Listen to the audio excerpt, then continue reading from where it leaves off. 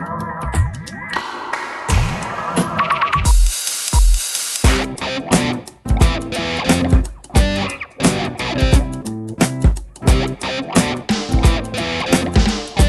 welcome to the Herb and Rick Social Hour. We invite you to sit back, relax, and enjoy the ponderings and musings of Herb Reed and Rick Hammond as they explore various and sundry topics, ideas, and experiences. We join this week's conversation already in progress.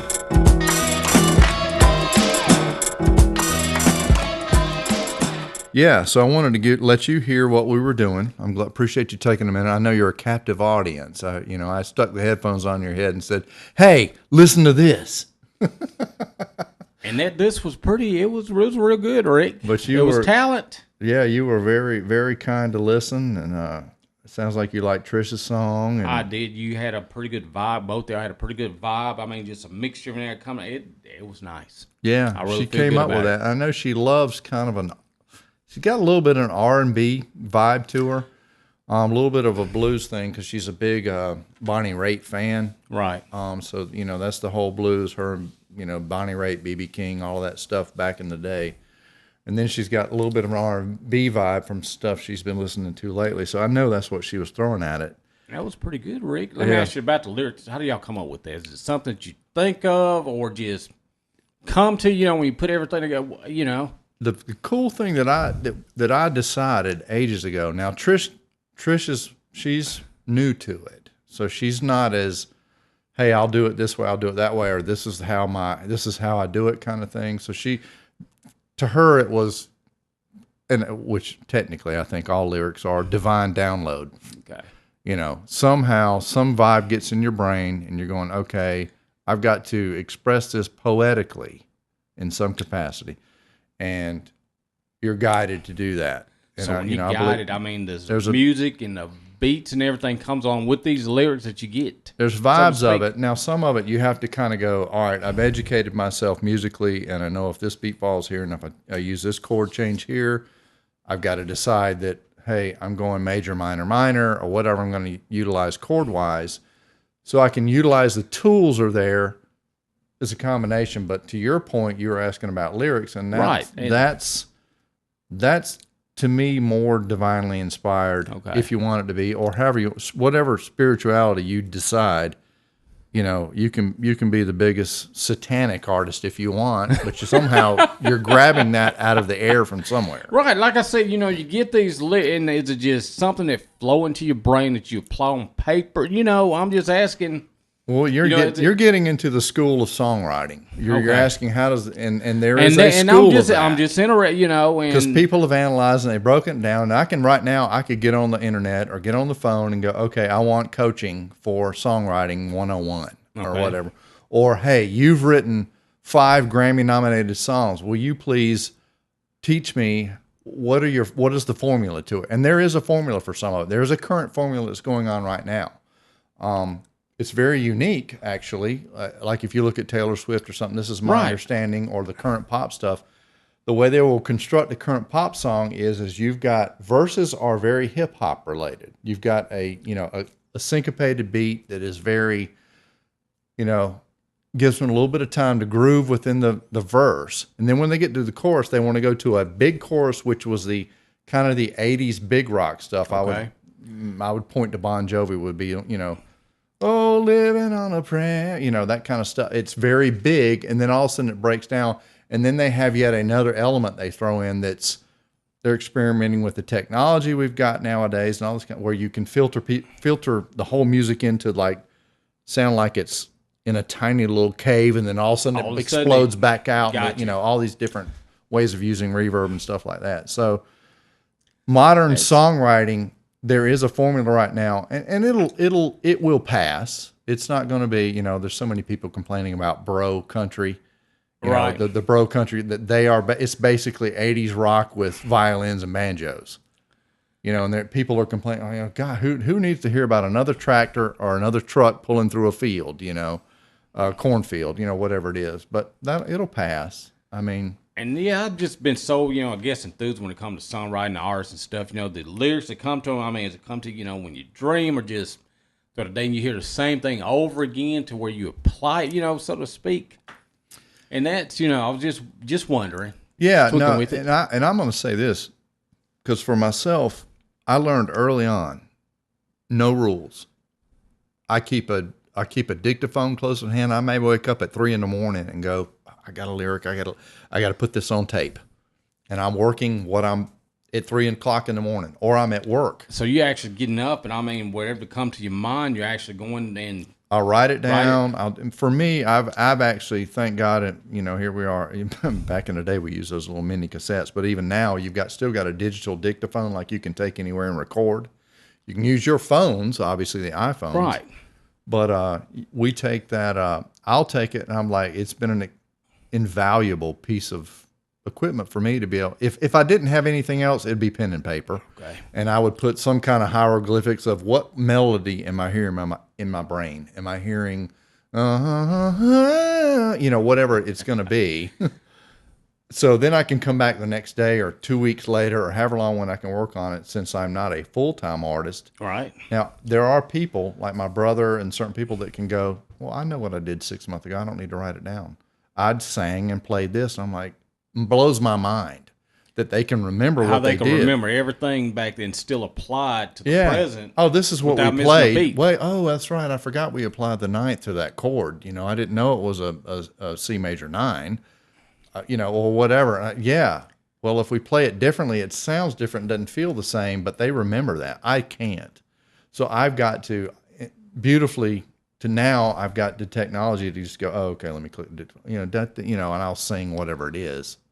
That's pretty good, bro. Yeah. That's pretty good. But what you heard, some of the stuff you heard, like that one song was written back in 98. 98, and I'm thinking, well, that's why I asked you, I was in shock, because, it goes like current today with the vibes, it's coming from music and just a little. You can apply it today. That's what somebody else said to me. She was like, she's probably 15 years my junior, and she's like, wow, those lyrics are really relevant today. They can relate to them that today and now, So yeah, so I wrote them in 98 and just decided that, there are pieces of things that I've got to be able to do what I do well. And you can look at certain art. This is the wild thing that I've watched about musical artists. And you tell me if this, because you've got more of a layman type of view because you're not in the industry, so to speak. Right.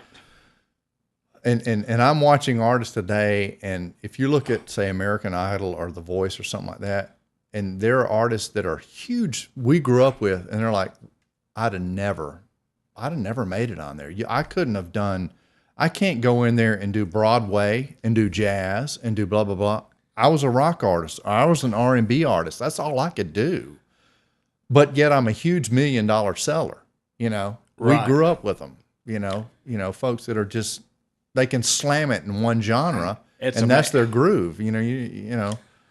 Nothing wrong with it. I love it. It's talent. Like I said, it's generation. They learn so much quicker. And like I said, with the technology and everything that they have, they up the game. It's interesting to watch. They up the game big time. It's interesting to watch the some of the kids that get on there. American Idol. I like The Voice. Have you watched both of those shows? I hadn't. I used to watch American Idol a little bit more than The Voice every night. If I just happen to catch and somebody stand out, I may give it a minute, listen to every now and then. But that's about it. But still listen.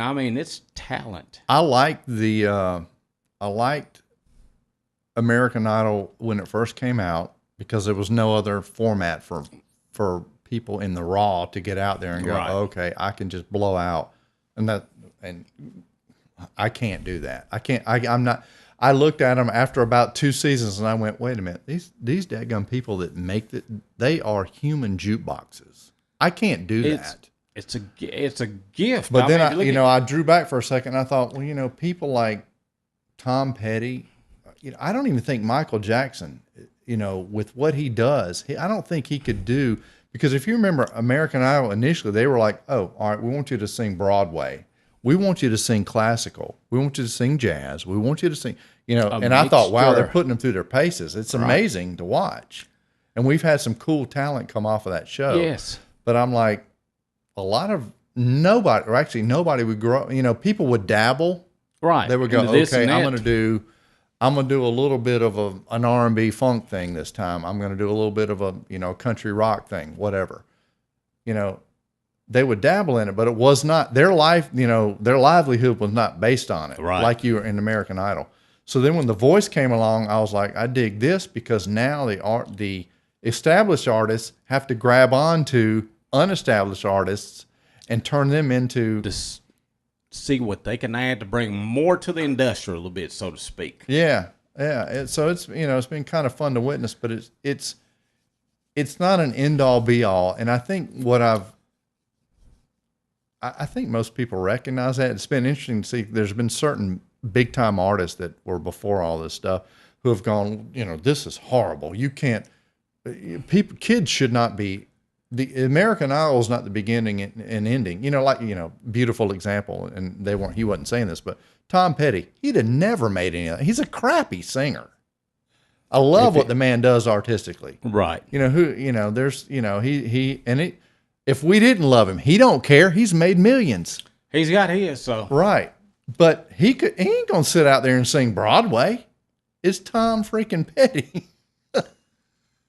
But like I said, these cats, like I said, they bring something different to the table. They're solid. And that's what college kids, is it something a gift that they're born with, you know what I mean? Or is it something they learn by taking musical lessons? And, my biggest thing, when you do with artists now, you don't hear different people, that I was coming over and all of a sudden, these words just start flowing from out of nowhere, and they start applying these things. And next thing you know, they turn to #1 hits.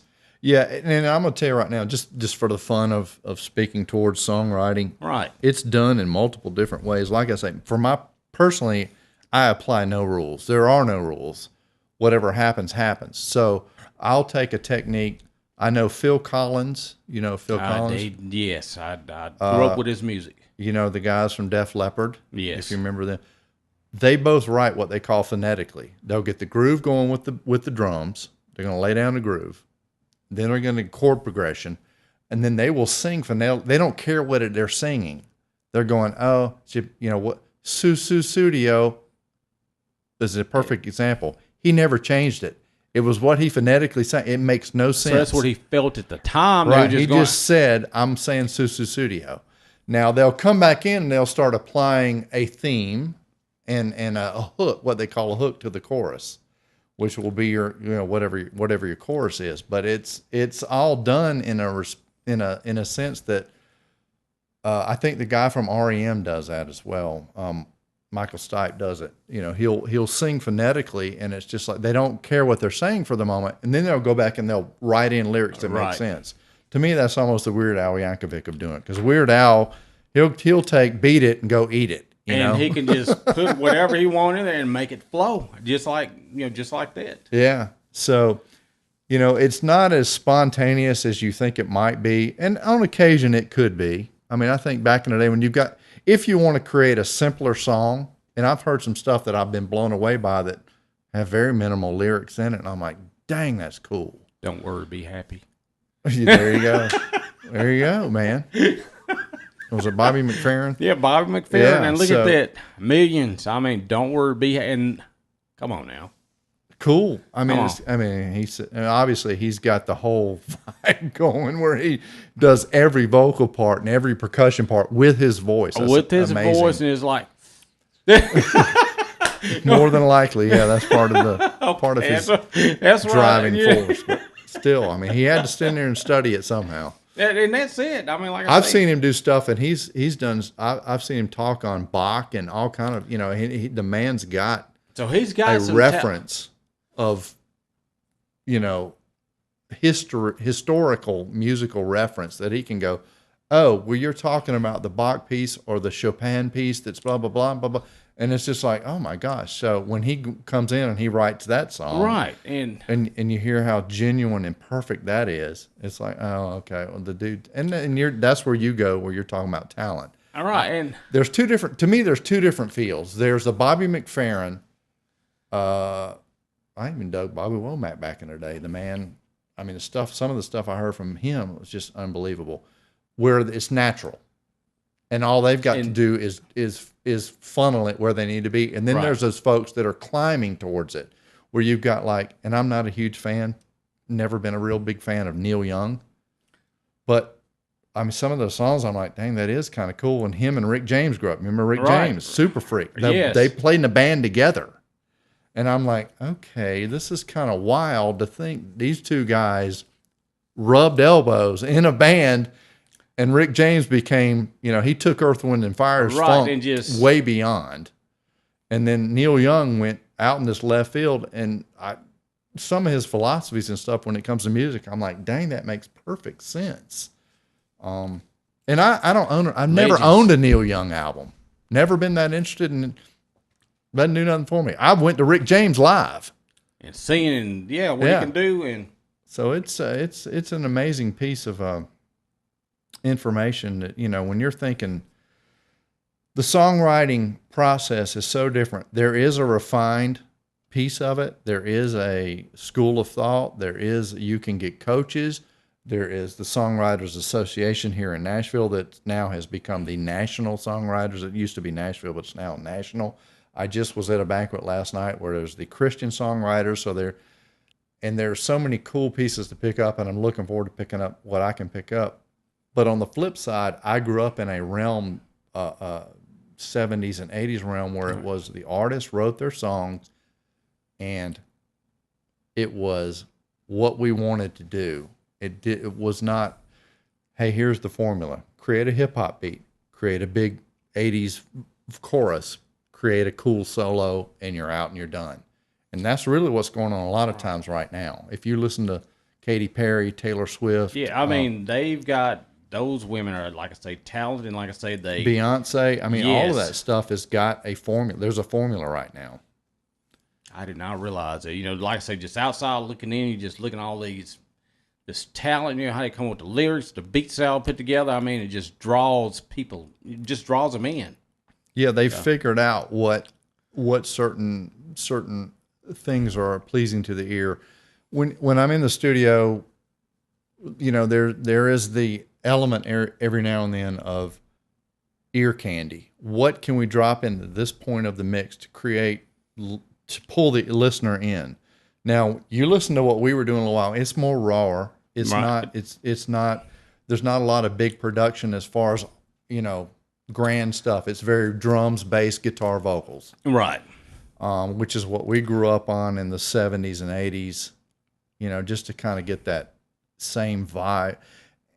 I'm only drawn to that because part of it is because I'm limited by my technology. I've got to upgrade my system, and I've got to get more bandmates. I don't want to create music that relies on, say, a keyboard player with a hip hop beat or something that I've got to go out and create. Not that I can't do that with the computer and an amp along with what we're doing. We're going to do a little of that. That's fine. But for me to have that heavily relied on, Yeah. I can't because that's not where I came from, and it's not what I'm writing at this time.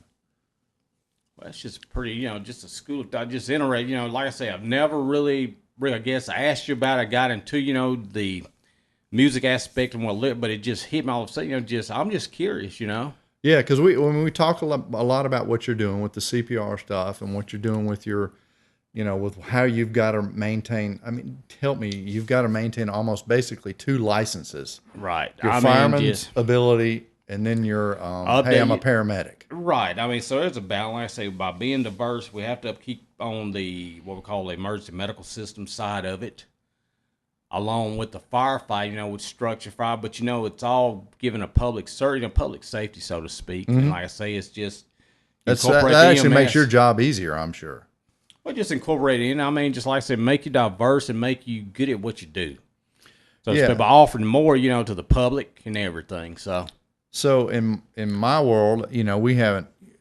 I mean, you knew Trish and I were doing this, and you knew I've been involved in it. But we talk about it on occasion. But I haven't really given you an inside view, and so I guess that's what we're doing. That was interesting. That's what I want to get. That was interesting because now I get to find out a little bit more what y'all, your compassion is. To get a little bit more in it, just to, just get a feel so I can relate a little bit to Rick. Who knows? I may want to bust into the music industry one day. I hear you, man. I love it. And we'll make room for you as needed. I wanted to. I'm working on these vocals. Part of the idea here is to almost demystify what's going on. It's not as big a mystery as you think. It's hey, I've got 3 to 5 seconds of what I think's a hook or a groove in my brain. Let me get that on tape. Let me see what I can build on it. So it's a combination of, as we said a minute ago, a divine download, and then I've got to do my part to kind of expand it into a and that divine download. Okay, explain it. The divine download, is that just something that's coming, that's soaking into your head consciously? You know what I mean? I'm just trying to. I'll lay it out there this way. just- I love how this was stated one time, and I certainly there's all kind of artists I respect, right? And I'm I've just never looking for bought this a record divine from download. them. You know that you're saying. I just want to hit on it a little bit. Yeah, I'm gonna lay that out for you. Tom Petty would be a perfect example. I've never been a huge fan, but the divine download idea was where I've heard that I heard the actual term from a Christian artist. Okay. But I heard Tom Petty say this a while ago. He's like, I don't really write the songs. I just kind of tune into God's radio and plagiarize what I'm hearing on his radio. So I can sleep at night. You may very well in your own mind wake up on a Sunday morning and you're going, I got this melody going through my head. Well, because it's not in your nature to go pursue it and cultivate it, right? You just let it go. Whereas it's in mine to go, oh man, that sounds cool. I know what I can do with this. Hey, I'm going to put this chord progression to it, and boom, I'm going to turn this into a song. That's the difference. It's not like you can't hear what I'm hearing. It's that you're not wired. You're wired. You seem to be wired more to, how do I help people right in the immediate moment? You're a paramedic. You're a fireman. You are real time. Right there in the Saint Bernard. You're a real time Saint Bernard.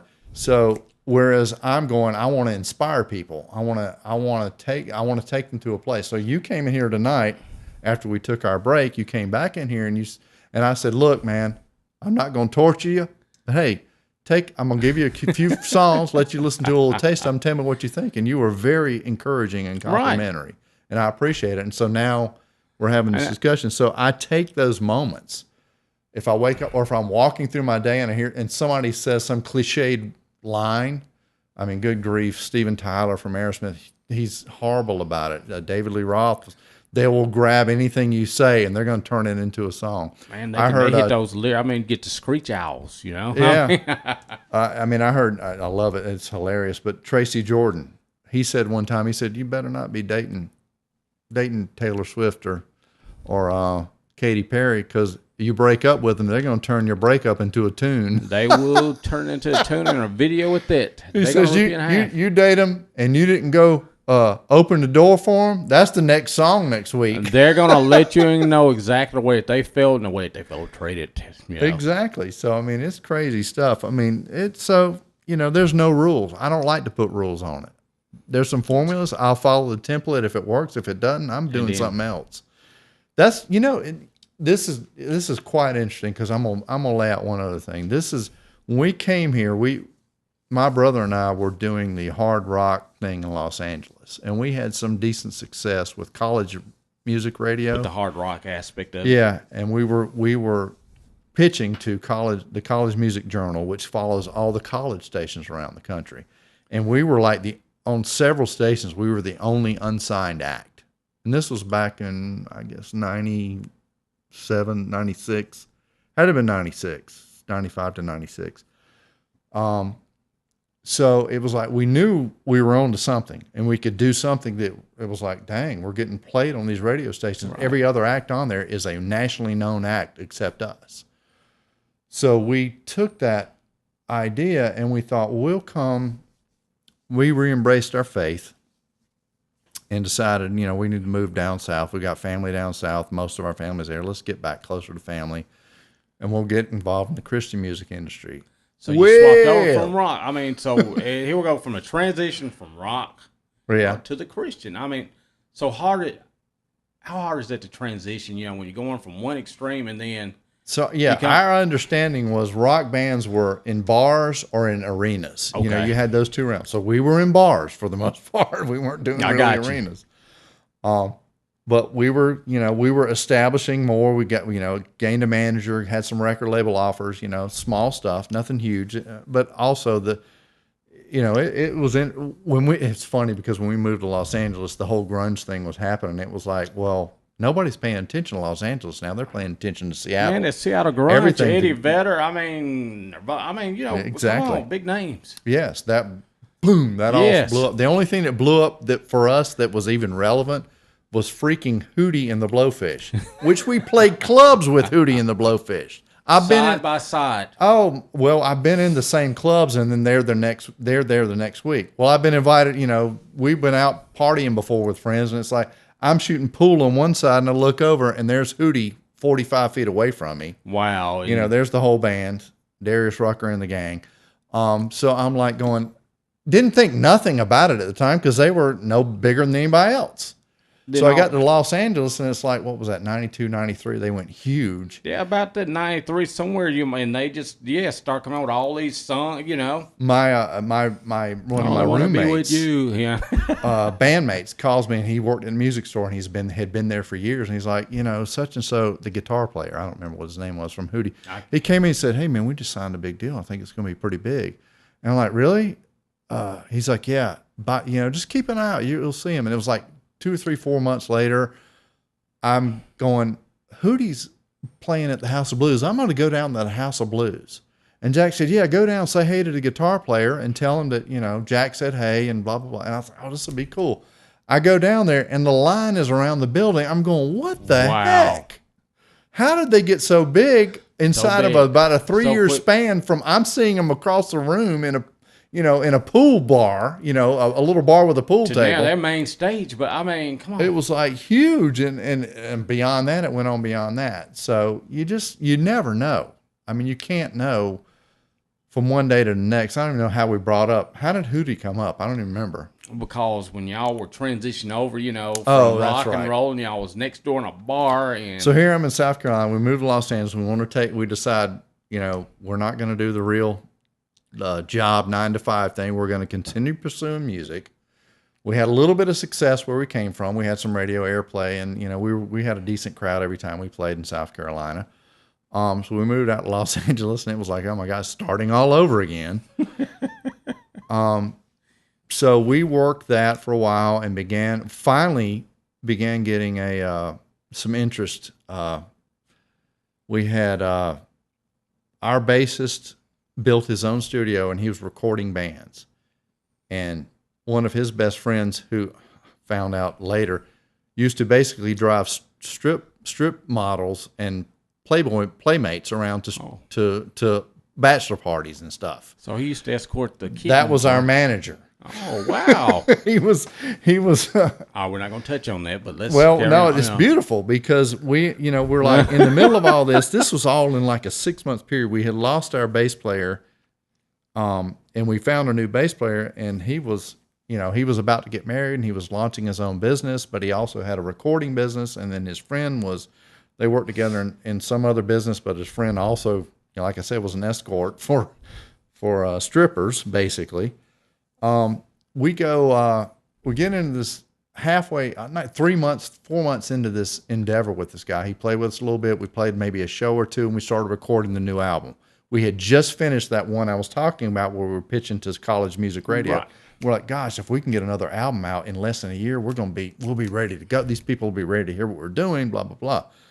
So we get this thing started, and this guy begins breaking up with his fiance, and it's one of the worst, bloodiest breakups I've ever seen in my life. And he's on depression medication and starts drinking on top of round the clock. So he gets up at the crack of dawn and goes and does his business where he puts in security systems, and then comes and records bands till about midnight. So I guess the guy was getting 3 or 4 hours of sleep a night, but when he would finish his job, he would come to the studio and start drinking a 12-pack on top of his medication he was doing. And so my bandmates were like, we're never going to get this album recorded. He's out of his mind because he's upset about this whole thing. You deal with him. And antidepressants, like, alcohol, you know. Oh, yeah. And I'm his like, world must be blurry. And so my brother and my drummer were like, you know, we got time. We just finished the CD. We're getting some good airplay. We're recording a new CD. Hey, you just deal with him. You live near him. We live an hour away. We have to drive up. You fix him. So I'm like, okay, how the heck am I going to fix this guy? I got no idea what I'm doing. And so all I can draw on is my faith that I was raised in. And I start basically doing Bible studies with the guy. So did Easy take to what you were doing? I mean, it took him a little while, but he came around to the idea. But I mean, the bigger point, inside of less than 2 months, I'm going, oh my gosh, what have I been doing with my life? And I rededicate my life to Christ because I realize I've been a real jerk. So we hope you've enjoyed this week's Herb and Rick Social Hour.